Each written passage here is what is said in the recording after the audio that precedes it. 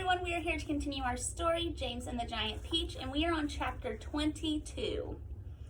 In a few minutes, everything was ready. It was very quiet now on the top of the peach. There was nobody in sight, nobody except the earthworm. One half of the earthworm, looking like a great, thick, juicy pink sausage, lay innocently in the sun for all the seagulls to see. On the other half of him was dangling down a tunnel. James was crouching close behind the earthworm in the tunnel entrance, just below the surface, waiting for the first seagull. He had a loop of silk string in his hands.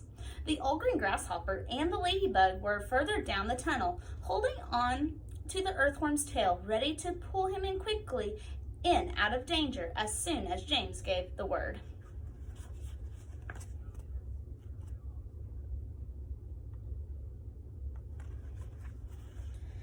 And far below, in the great hollow stone of the peach, the glowworm was lighting up the room so that the two spinners, the silkworm and Miss Spider, could see what they were doing.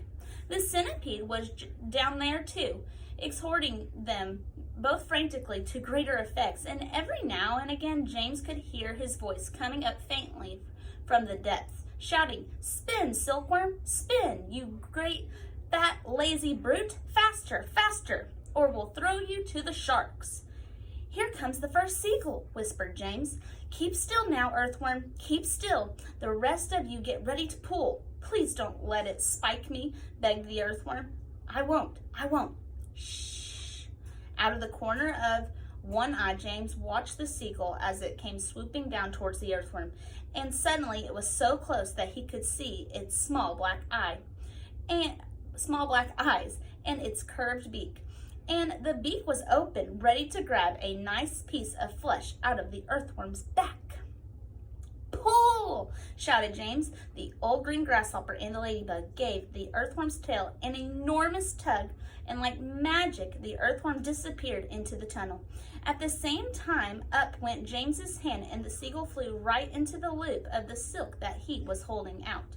The loop, which had been cleverly made, tightened just the right amount, but not too much, around its neck, and the seagull was captured. "Hooray!" shouted the old green grasshopper, peering out of the tunnel. "Well done, James." Up flew the seagull, with James paying out of the silk string as it went. He gave out about 50 yards and then tied the string to the stem of the peach. "Next one!" he shouted, jumping back into the tunnel. "Up you get again, earthworm. Bring up some more silk, centipede." "I don't like this at all," wailed the earthworm. "It only just missed me. I even felt the wind on my back as it went swishing past."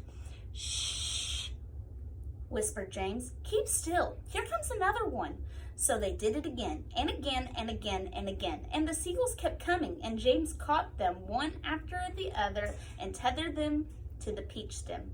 100 seagulls, he shouted, wiping the sweat from his face. "Keep going," they cried. "Keep going, James." 200 seagulls, 300 seagulls, 400 seagulls. The shark, as though sensing that they were in danger of losing their prey, were hurling themselves at the peach more furiously than ever, and the peach was sinking lower and lower still in the water.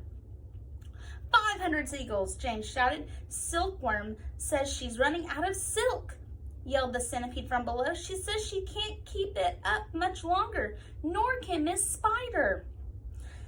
"Tell them they've got to," James answered. "They can't stop now." "We're lifting," somebody shouted. "No, we're not. I feel it." "Put on another seagull, quick. Quiet, everybody, quiet. Here's one coming now." This was the 501st seagull, and the moment that James caught it and it tethered it to the stem with all of the others, the whole enormous peach suddenly started rising up slowly out of the water. "Look out! Here we go! Hold on, boys!" But then it stopped, and there it hung. It hovered and swayed, but it went no higher. The bottom of it was just touching the water. It was like a delicate balanced scale that needed only the tiniest push to tip it one way or the other. "One more will do it," shouted the old green grasshopper, looking out of the tunnel. "We're almost there." And now came the big moment. Quickly, the 502nd seagull was caught and harnessed to the peach stem.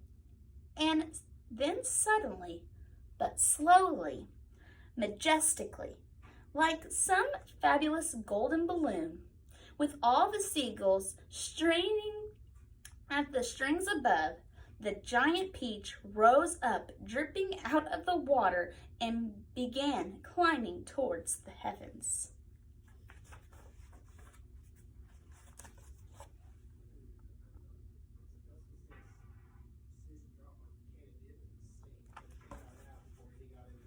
Chapter 23. In a flash, everybody was up on top. "Oh, isn't it beautiful?" they cried. "What a marvelous feeling.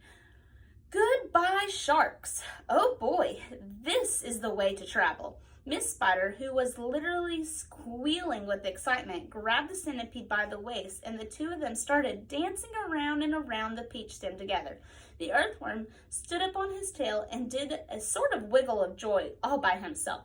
The old green grasshopper kept hopping higher and higher in the air. The ladybug rushed over and shook James warmly by the hand.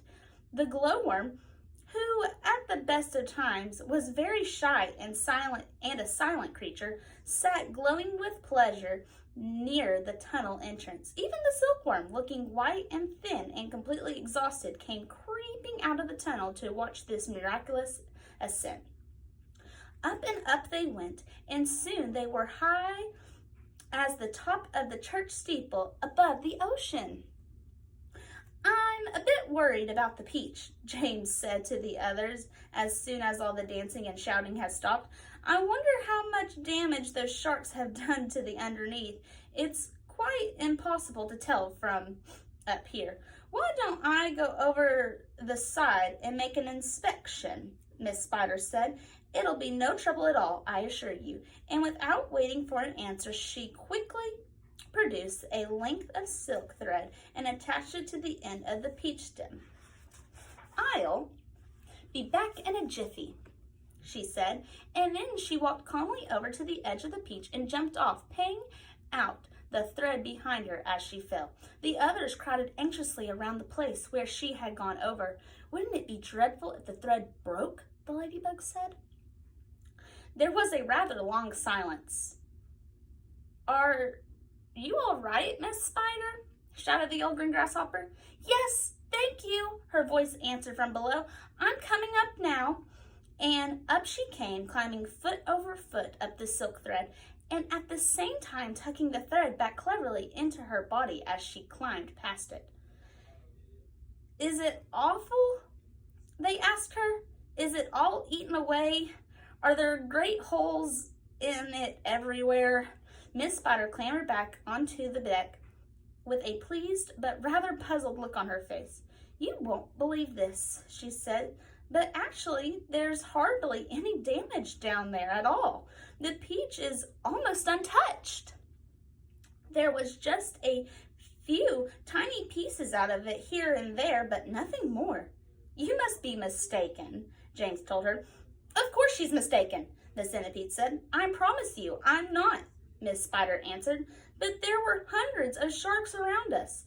They chunked the water into a trough.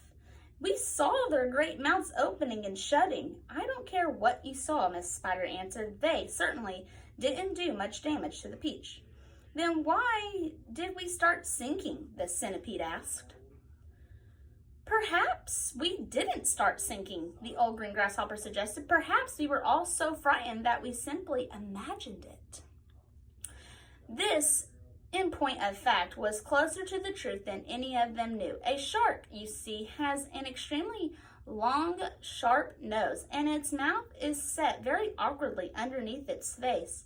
And a long way back, this makes it more or less impossible for it to get its teeth to the vast smooth surface, such as the side of a peach. Even if the creature turns into its back, it still can't do it because the nose always gets in the way. If you have ever seen a small dog trying to get its teeth into an enormous ball, then you will be able to imagine roughly how it was with the sharks and the peach. It must have been some kind of magic, the ladybug said. The holes must have healed up by themselves. Oh, look, there's a ship below us, shouted James. Everybody rushed to the side and peered over. None of them had ever seen a ship before. It looks like a big one. It's got 3 funnels. You can even see the people on the decks. Let's wave to them. Do you think they can see us? Neither James nor any of the others knew it, but the ship was now passing beneath them was actually the Queen Mary, sailing out of the English Channel on her way to America. And on the bridge of the Queen Mary, the astonished captain was standing with a group of his officers, all of them gaping at the great round ball hovering overhead. I don't like it, the captain said. Nor do I, said the first officer. Do you think it's following us? Said the second officer. I tell you, I don't like it, muttered the captain. It could be dangerous, the first officer said. That's it, cried the captain. It's a secret weapon. Holy cats! Send a message to the Queen at once. The country must be warned, and give me my telescope. The first officer handed a telescope to the captain. The captain put it to his eye. There's birds everywhere, he cried. The whole sky is teeming with birds. What in the world are they doing? And wait a second. There are people on it. I can see them moving. There's I do have this darn thing focused, right? It looks like there's a little boy in short trousers. Yes, I can distinctly see a little boy in short trousers standing up there. And there's a sort of giant ladybug.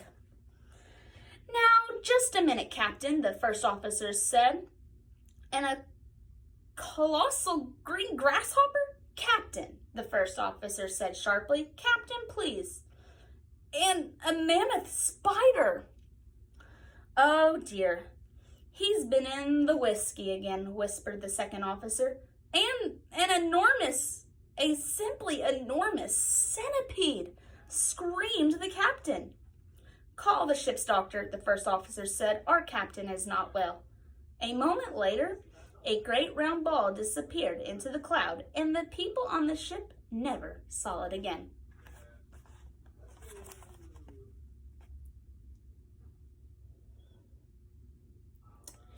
And that is the end of chapter 23, and that is where we're stopping today. Thanks for listening.